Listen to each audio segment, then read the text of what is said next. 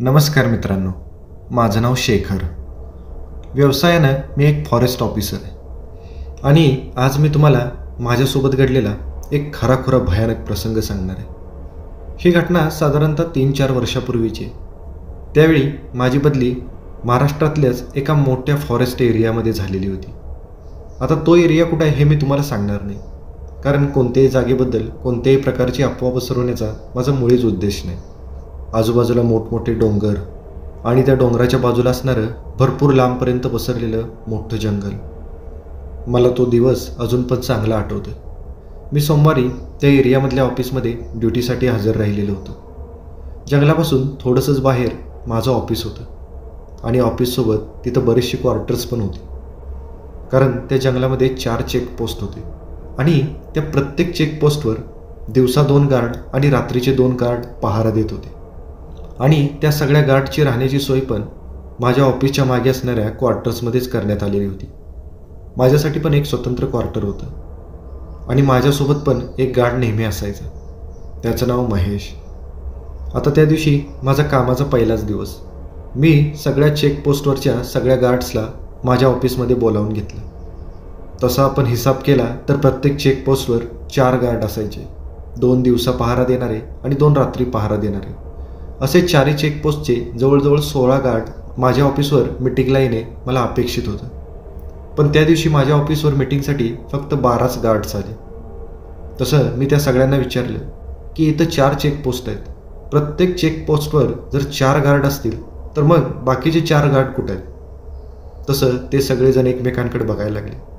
तसं महेशनं मला सांगितलं की साहेब, इथल्या एका चेकपोस्टवर कुणीही नसतं, तिथं गार्ड्स वगैरे नाहीत. तसं मी त्या सगळ्यांना विचारलं की त्या चेकपोस्टवर गार्ड का नाहीत? तसं महेश सांगायला लागला, साहेब, इथले जे 3 चेकपोस्ट आहेत, जे क्रमाने 1, 2, 3 नंबरचे आहेत, ते जंगलाच्या थोडेसे बाहेरच्या बाजूला आहेत. पण जो 4 नंबरचा चेकपोस्ट आहे तो जंगलाच्या एकदम शेवटच्या टोकाजवळ आहे. तिथं खूपच दाट जंगल आहे आणि त्याच्या पलीकडे खूपच मोठे डोंगर आहेत. ये जायचा रस्ता पण खूपच कच्चा आहे आणि आपल्या चौकीपासून तो चेकपोस्ट बराचसा लांब आहे. त्याच्यामुळं तिथं कुणीही काम करत नाही. आणि त्यानंतर महेश अचानक शांत झाला. मला कळलंच नाही की आणि म्हणून महेश अचानकच शांत का बसला. तसं मी महेशला दरडावून विचारलं, महेश, आणि काय, तू अजून मला काही सांगणार होतास का? तसं महेशनं सगळ्यांकडे बघितलं आणि तो मला सांगायला लागला, साहेब, त्या चेकपोस्टवर खूपच विचित्र घटना घडतात. इथल्या बऱ्याच लोकांचं म्हणणं आहे की त्या चेकपोस्टजवळ एका विचित्र शक्तीचा वास आहे. तसं मी मोठमोठ्याने हसायला लागलो, कारण माझा भूत, प्रेत, बाधा असल्या गोष्टींवर अजिबात विश्वास नव्हता. पण माझ्यासमोर बसलेल्या सगळ्या गार्डचे चेहरे मात्र भीतीने काळे ठिक्कर पडलेले होते. त्यानंतर मी त्यांना म्हणालो, हे बघा मित्रांनो, हे भूत, प्रेत वगैरे असं काहीही नसतं. आपण फॉरेस्ट डिपार्टमेंटमध्ये काम करतो आणि आपण असल्या गोष्टींवर विश्वास ठेवणं हे आपल्या पेशाला शोभा देत नाही. खरं तर आपण जंगलाचे रक्षक आहोत. माणसांनी, प्राण्यांनी, भूतांनी आपल्याला घाबरलं पाहिजे. पण इथं तर सगळं उलटंच चाललं आहे. आपणच बाकीच्या गोष्टींना घाबरायला लागलो तर कसं व्हायचं? त्यानंतर बराच वेळ आमची मीटिंग चालली. मी सगळ्यांना सगळ्यांची कामं समजावून सांगितली आणि सगळ्यांना सक्त ताकीद दिली की मला प्रत्येक चेकपोस्टवर कडक पहारा पाहिजे. वेळोवेळी जंगलामध्ये पेट्रोलिंग पाहिजे, कारण याच्या आधी बऱ्याचशा जंगलातल्या झाडांची तोड केलेल्या किंवा प्राण्यांची शिकारी केलेल्या तक्रारी आलेल्या होत्या आणि ते सगळं मला बंद करायचं होतं. आता ती मीटिंग संपल्यानंतर मला सगळ्या चेकपोस्टवर व्हिजिट करून यायचं होतं. म्हणून मी महेशला गाडी काढायला सांगितलं. मला जंगलामध्ये फिरण्यासाठी वन विभागातर्फे कमांडर जीप दिलेली होती आणि महेशच माझा ड्रायव्हर होता. महेशला मी गाडी काढायला सांगितलं आणि मी लगेच तयार होऊन गाडीमध्ये बसलो. त्यानंतर आम्ही आळीपाळीने 1, 2 आणि 3 नंबरच्या चेकपोस्टवर जाऊन आलो. तिथल्या सगळ्या गोष्टींची मी पाहणी केली, जसं की तिथं लाईटची वगैरे सगळी सोय आहे का, बाकीच्या सगळ्या सुविधा उपलब्ध आहेत का, त्याच्या व्यतिरिक्त तिथले फोन, वॉकी टॉकी हे सगळे काम करत आहेत का, याची मी एकदम व्यवस्थित माहिती घेतली. पण ते 3 चेकपोस्ट एकमेकांपासून बरेचसे लांब होते. त्यामुळं एका चेकपोस्टपासून दुसऱ्या चेकपोस्टवर पोचायसाठी साधारणतः 2-2.5 तासाचा वेळ लागायचा आणि जवळजवळ 3ऱ्या चेकपोस्टवर जाईपर्यंत संध्याकाळचे 5 वाजले. आम्ही आता 3 नंबर चेकपोस्टपासून निघालो. तसं मी महेशला म्हणालो, महेश, आता आपली जीप 4 नंबरच्या चेकपोस्टकडे वळव. तसं महेश म्हणाला, साहेब आता खूपच उशीर झाला, आपण उद्या सकाळी 4 नंबरच्या चेकपोस्टवर जाऊया. तसं मी महेशला म्हणालो, अरे महेश, अजून 2 तास दिवस आहे. तसं महेश म्हणाला, नाही साहेब, तो चेकपोस्ट इथून खूपच लांब आहे आणि खूप घनदाट जंगलात आहे, त्याच्यामुळं आता जाणं खूपच रिस्की आहे. तसं मी मिश्किलतेने महेशला म्हणालो, आणि महेश, रात्री तिथं भूतं पण असतात ना. असं म्हणून मी मोठमोठ्याने हसायला लागलो. तसा महेश चांगलाच खजील झाला. त्याला वाटलं की मी त्याची खिल्ली उडवली, त्यामुळं तो काहीच बोलला नाही. त्यानंतर मी माझं हसू आवरले आणि महेशला म्हणालो, ठीक आहे महेश, चल आता आपल्या ऑफिसवर. 4 नंबरच्या चेकपोस्टवर आपण उद्या सकाळी जाऊया. त्यानंतर आम्ही पुन्हा आमच्या ऑफिसवर परत आलो. दुसऱ्या दिवशी सकाळी चहा पाणी नाश्ता झाल्यानंतर साधारणतः 10 वाजता मी महेशला पुन्हा गाडी काढायला सांगितलं. मी पटकन जीपमध्ये बसलो आणि मी महेशला आमची जीप 4 नंबरच्या चेकपोस्टकडे न्यायला लावली. आमची जीप आता त्या कच्च्या रस्त्यातून वाट काढत काढत बरीचशी लांब जंगलाच्या आतमध्ये चाललेली होती. आणि महेश म्हणत होता ते अगदी खरं होतं. बाकीच्या 3 चेकपोस्टपेक्षा जो 4 नंबरचा चेकपोस्ट होता तो एकदम जंगलाच्या पोटामध्ये होता.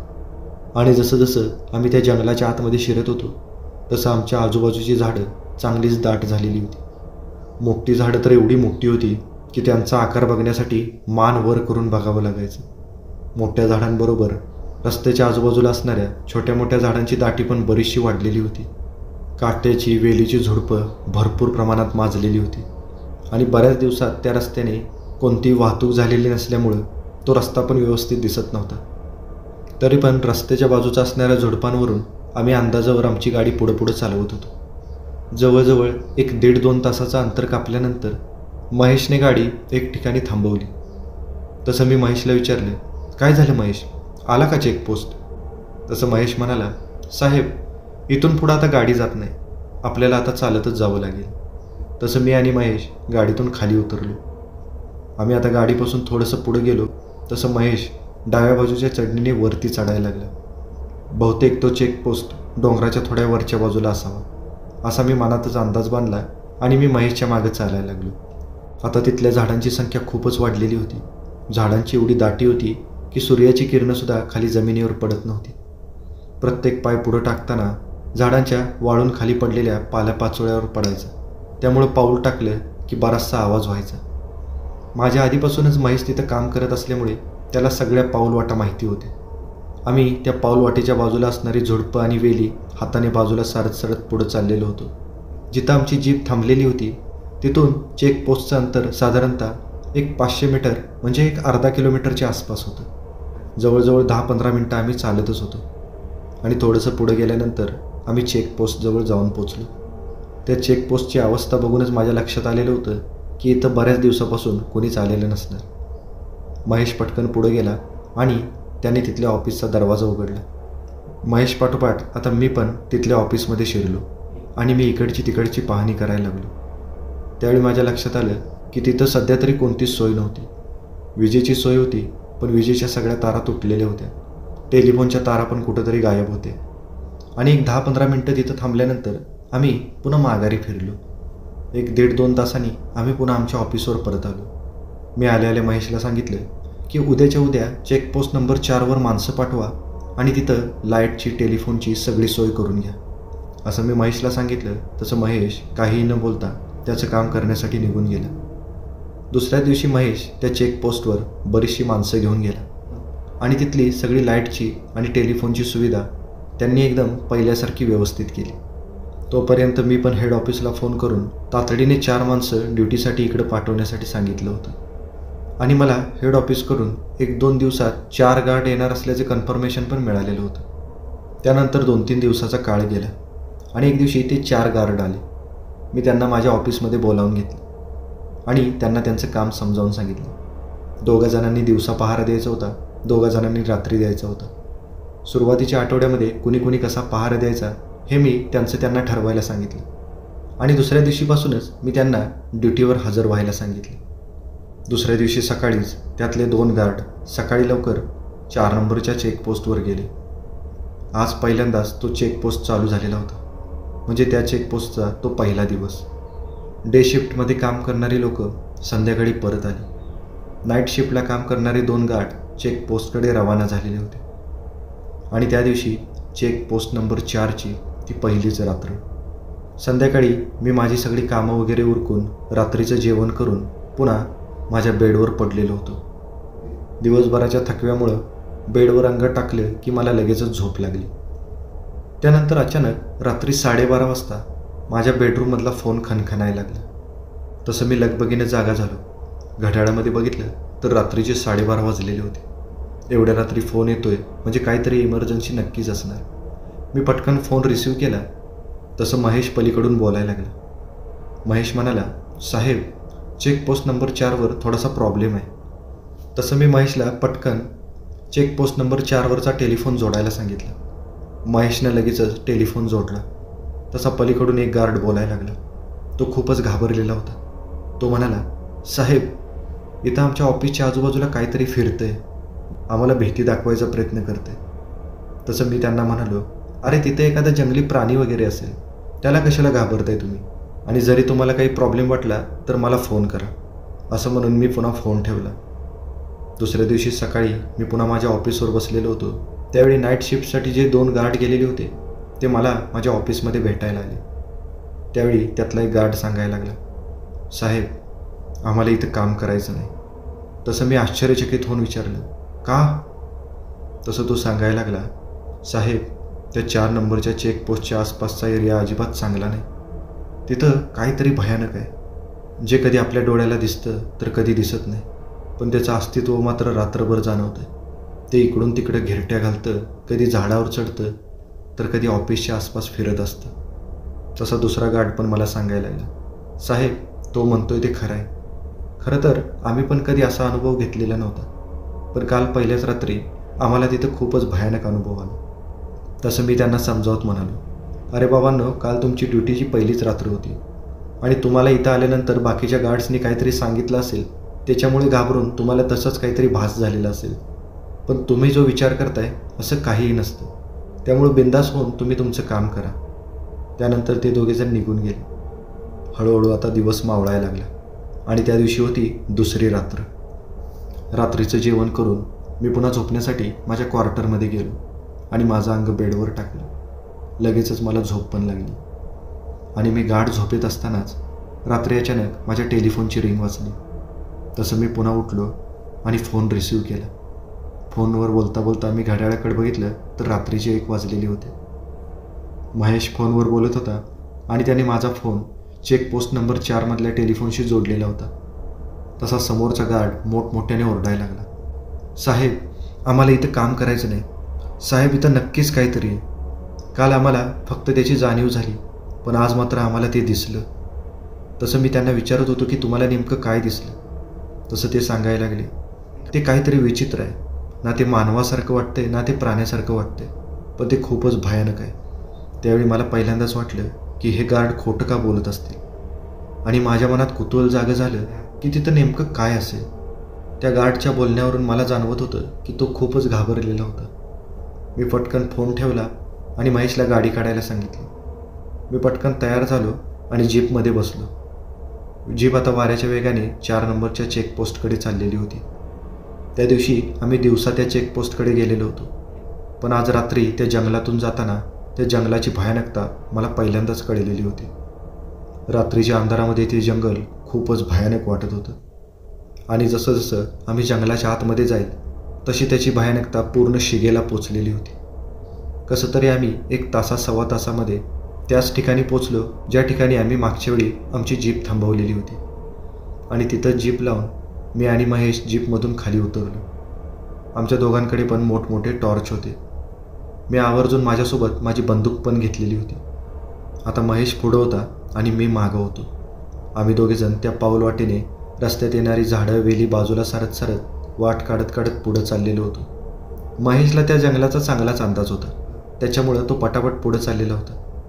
पण मी त्या रात्रीच्या वेळी पहिल्यांदाच त्या जंगलामध्ये गेलेलो होतो. त्यामुळे जंगलातल्या वेगवेगळ्या दिशातून येणाऱ्या वेगवेगळ्या विचित्र आवाजामुळे मी थोडासा कन्फ्यूज झालेलो होतो आणि मी मागं थांबून ते विचित्र आवाज कुठून येत आहेत याचा अंदाज घ्यायचा प्रयत्न करायचो. त्यामुळं मी बराचसा मागं पडलेलो होतो. आता त्या रस्त्याने मी पुढं जात असताना मला माझ्या पाठीमागच्या झुडपातून कसला तरी आवाज आला, जसं की त्या झुडपामध्ये काहीतरी असावं. तसं मी विजेच्या चपळाईनं माझी मान मागं वळवली आणि माझ्या हातातला टॉर्च त्या झुडपावर मारला. त्यावेळी मला त्या झुडपामध्ये थोडीशी हालचाल दिसली. मी लगेच माझ्या खांद्यावरची बंदूक हातात घेतली आणि ती लोड केली. मी आता थोडा वेळ कानोसा घेतला, पण अचानक त्या झुडपातली हालचाल पूर्णपणे थांबली. त्यानंतर मी पुन्हा माझी मान वळवली आणि मी त्या रस्त्याने पुढे जाणार. तेवढ्यात मला माझ्या डोळ्याच्या कडेतून असं दिसलं की त्या पाठीमागच्या झुडपातून काहीतरी बाहेर आलेलं होतं. मी पटकन विजेच्या चपळाईनं पुन्हा एकदा मागं बघितलं. तसं मला काहीतरी दिसलं, पण ते क्षणार्धात बाजूच्या एका मोठ्या झाडाच्या बुंद्यामागं गेलं. तसं मी त्या झाडाच्या बुंद्याकडे माझ्या टॉर्चचा प्रकाश झोत टाकला. त्या झाडाच्या बुंद्याच्या मागून मला कसला तरी आवाज येत होता, जसं की काहीतरी सरपटत असावं. आणि तो सरपटण्याचा आवाज हळूहळू झाडाच्या वर चाललेला होता, जणू काहीतरी सरपटत झाडाच्या वर चढत असावं. तो आवाज आता झाडाच्या बराचसा वर गेला आणि पुन्हा अचानक बंद झाला. मी बराच वेळ कानोसा घेत होतो, पण पुन्हा मात्र पूर्ण हालचाल बंद झालेली होती. त्यानंतर मी पुन्हा मागं वळलो. तेवढ्यात मला झाडावरून कसली तरी गुरगुर ऐकू आली. म्हणून मी पटकन मागं वळालो आणि माझ्या टॉर्चचा प्रकाश जो झाडावर मारला. तसं मला झाडावर जे दृश्य दिसलं ते बघून माझ्या पायाखालची जमीनच सरकली. कारण त्या झाडाच्या फांदीवर एक भयानक काळी आकृती उलटी लोंबकळत होती. जसा तो गार्ड मला म्हणाला होता तसंच काहीतरी ते होतं. त्याचे हातपाय एकदम लांब होते, डोळे एकदम लाल भडक, सगळं धूळ एकदम काळं कुट्ट. ते उलटं लोंबकळत असल्यामुळे त्याचे हात खालच्या बाजूला होते. ते आता लोंबकळतच माझ्यावर गुरगुरायला लागलेलं होतं. तसं मी घाबरून 2 पावलं मागं सरलो. मला नेमका अंदाजच येत नव्हता की ते नेमकं काय. आणि पुढच्या क्षणाला मला असं जाणवायला लागलं की ते झाडाच्या फांदीवरून इकडून तिकडं उड्या मारायला लागलेलं होतं. आता मी शांत राहून अंदाज घ्यायचा प्रयत्न करत होतो. तेवढ्यात कुणीतरी माझ्या खांद्यावर हात ठेवला, म्हणून मी मोठ्यानं दचकलो आणि मागं वळून बघितलं. आणि मागं बघतोय तर काय, माझ्यासमोर महेश आलेला होता. महेशला अचानक माझ्याजवळ बघून मी खूपच घाबरलो. तसं महेश मला विचारायला लागला, काय झाले साहेब, एवढे का दचकलात? तसं मी महेशला म्हणालो, काही नाही रे, असंच तो अचानक माझ्या खांद्यावर हात ठेवल्यामुळं दचकलो. खरं तर मला मनातून वाटत होतं की महेशला आपण जे आत्ता काही बघितलं त्याबद्दल सांगावं किंवा त्याबद्दल विचारावं. पण पुन्हा माझ्या मनात विचार आला की आपणच सगळ्यांना सांगत होतो की जंगलामध्ये काही विचित्र नसतं. आणि आता आपणच महेशला कसं सांगायचं की मला काहीतरी विचित्र दिसलं म्हणून मी महेशला काहीच सांगितलं नाही. आता महेश माझ्या मागोमाग चालत होता आणि मी पुढं चालत होतो. चालता चालता महेशशी माझं अधूनमधून बोलणं चालूच होतं. तेवढ्यात अचानक माझ्या वॉकी टॉकीवर एक कॉल आला. मी पटकन तो कॉल रिसीव्ह केला. त्यावेळी समोरून जो आवाज आला तो ऐकून माझ्या काळजाचा ठोकाच चुकला, कारण समोरून महेश बोलत होता. मी फोन रिसीव्ह केला आणि फक्त ऐकायला लागलो. तसं महेश समोरून बोलायला लागला, सर कुठं आहेत तुम्ही? पटकन या इथं ऑफिसवर, मी चेकपोस्टवर पोचलो. तसं मात्र माझं डोकं गरगरायला लागलं. मला खरं काय आणि खोटं काय तेच कळत नव्हतं. जर वॉकी टॉकीवर महेश माझ्यासोबत बोलत होता तर माझ्या मागं जो महेश होता तो कोण होता? माझे हातपाय भीतीनं लटलट कापायला लागले. रात्रीच्या थंडीतसुद्धा मला दरदरून घाम फुटला आणि भीतीनं तो वॉकी टॉकी माझ्या हातातून गळून पडला. माझं मागं बघायचं पण धाडस होत नव्हतं. तसं अचानक माझ्या मागून एक गुरगुरल्यासारखा आवाज यायला लागला. मी आता घाबरतच मागं वळून बघितलं तर ती मगाशी झाडावर उलटं लोंबकळणारी ती काळी आकृती माझ्या समोर उभी होती. आत्ता ते माझ्या एकदम जवळ होतं, त्यामुळं मला ते एकदम स्पष्ट दिसत होतं. मी माझा टॉर्चचा प्रकाश त्याच्यावर मारला. तसं त्याचं भयानक रूप बघून भीतीनं माझी बोबडीच वळली. त्याला माणसासारखे हातपाय होते, पण त्याचा चेहरा मात्र खूपच भयानक होता. भीतीनं माझे हातपाय गोठून गेलेले होते. पण पुढच्या क्षणाला मी स्वतःला सावरलं आणि मी स्वतःला समजावलं की मी एक फॉरेस्ट ऑफिसर आहे. मी एका सामान्य माणसासारखा असा घाबरू शकत नाही. आणि मी अंगात उसना आणून माझ्या खांद्याची बंदूक काढून लोड केली आणि त्याचा नेम त्या आकृतीवर धरला. क्षणात मी ट्रिगर दाबला तशी सुसू करत बंदुकीतनं गोळी बाहेर पडली. मला अपेक्षा होती की माझी गोळी लागल्यानंतर ते धूळ धाडकन जमिनीवर पडेल, पण तसं काहीच घडलं नाही. माझी गोळी एखाद्या धुक्यातून किंवा ढगातून आरपार गेल्यासारखी त्या आकृतीतून आरपार गेली. पण मी धीर सोडला नाही. मी एकापाठोपाठ एक बरेचसे बार टाकले, पण त्या आकृतीवर त्याचा तीळ मात्र पण फरक पडला नाही. त्याची गुरगुर आता चांगलीच वाढलेली होती आणि ती आकृती आता माझ्याच दिशेने पुढं सरकत होती. आणि त्या क्षणाला मला वाटलं की मला चक्कर येते की काय, आणि मी धाडकन खाली जमिनीवर पडलो. त्यानंतर मी बराच वेळ शुद्धीवर नव्हतो. पण ज्यावेळी मी शुद्धीवर आलो त्यावेळी मी खाली जमिनीवर नव्हतो, तर मी त्याच झाडावर उलटा लोंबकळत होतो, ज्या झाडावर मी मगाशी ती काळी आकृती बघितलेली होती. आणि जशी ती काळी आकृती उलटी लोंबकळत होती तसाच मी त्या झाडावर उलटा लटकत होतो. खाली महेश आणि चेकपोस्ट नंबर 4वरचे ते गार्ड पण उभे होते. ते मला झाडावरून खाली उतरवायचा प्रयत्न करत होते. बराच परिश्रम केल्यानंतर त्यांनी मला एकदम सुखरूपपणे झाडावरून खाली उतरवलं. त्यानंतर आम्ही सगळेजण पुन्हा आमच्या क्वार्टरवर निघून गेलो. त्या घटनेनंतर मी बरेच दिवस आजारी पडलेलो होतो. जवळजवळ मी 1 आठवड्याची रजा घेतलेली होती. आणि मला कळलं होतं की तिथले गार्ड जे काही सांगत होते ते एकदम खरं होतं. त्यानंतर मात्र मी तो चेकपोस्ट जसा पहिला होता तसा बंद केला, कारण मला त्यानंतर कुठल्याही गार्डचा जीव धोक्यात घालायचा नव्हता.